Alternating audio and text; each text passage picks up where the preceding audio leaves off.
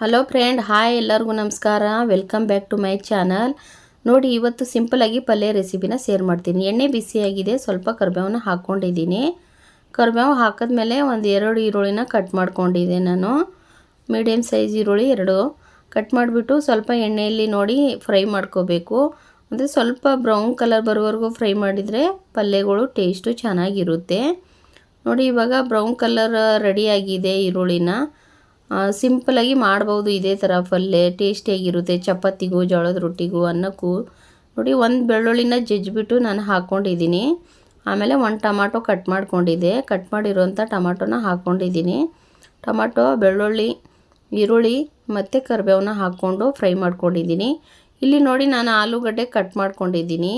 ಯಾಕೆಂದರೆ ನಾನು ಆಲೂಗಡ್ಡೆ ಸಿಪ್ಪೆನ ತೆಗ್ದಿಲ್ಲ, ಸಿಪ್ಪೆ ಹಾಗೇ ಇದೆ. ಕಟ್ ಮಾಡಿಬಿಟ್ಟು ಒಂದು 2-3 ನೀರನ್ನು ತೊಳೆದ್ಬಿಟ್ಟಿದ್ದೀನಿ. ತೊಳೆದ್ಬಿಟ್ಟು ನೋಡಿ ಕಟ್ ಮಾಡಿಕೊಂಡು ಇವಾಗ ಎಣ್ಣೆಯಲ್ಲಿ ಹಾಕಿಬಿಟ್ಟು ಫ್ರೈ ಮಾಡಿದ್ದೀನಿ. ಫ್ರೈ ಆದಮೇಲೆ ಸ್ವಲ್ಪ ಅರಿಶಿನ ಪೌಡ್ರು, ರುಚಿಗೆ ತಕ್ಕಷ್ಟು ಉಪ್ಪು, ನಮಗೆ ಖಾರದ ಪುಡಿ ಎಷ್ಟು ಬೇಕು ಅಷ್ಟು. ಮಸಾಲೆ ಖಾರದ ಪುಡಿ ಇದೆ, ನಾನು 1 ಸ್ಪೂನಷ್ಟು ಹಾಕ್ಕೊಂಡಿದ್ದೀನಿ. ಸ್ವಲ್ಪ ಖಾರ ಇದ್ದರೆ ಚೆನ್ನಾಗಿರುತ್ತೆ ಚಪಾತಿಗೆ, ರೊಟ್ಟಿಗೆ. ಅದಕ್ಕೋಸ್ಕರ ಎಲ್ಲ ಹಾಕ್ಕೊಂಡು ಈ ಥರ ಉಪ್ಪು, ಖಾರ, ಅರಿಶಿನ ಹಾಕ್ಕೊಂಡು ಮಿಕ್ಸ್ ಮಾಡ್ಕೋಬೇಕು. ನೋಡಿ, ಈ ಥರ ಮಿಕ್ಸ್ ಆದಮೇಲೆ ಆಲೂಗಡ್ಡೆ ಬೇಯಿಸ್ಕೋಬೇಕಲ್ಲ, ಅದಕ್ಕೋಸ್ಕರ ನಾನು ಸ್ವಲ್ಪ ನೀರನ್ನ ಹಾಕ್ಕೊತಾ ಇದ್ದೀನಿ. 1 ಗ್ಲಾಸಷ್ಟು ನೀರು ಹಾಕಿದ್ದೀನಿ. ಹಾಕ್ಬಿಟ್ಟು ನೋಡಿ ಬೇಯ್ತಾ ಇದೆ, ರೆಡಿ ಆಗ್ತಾಯಿದೆ. ನೋಡಿ ಯಾವ ಥರ ಕುದೀತಾ ಇದೆ, ಇನ್ನೂ ಆಗಬೇಕು ಪಲ್ಯ.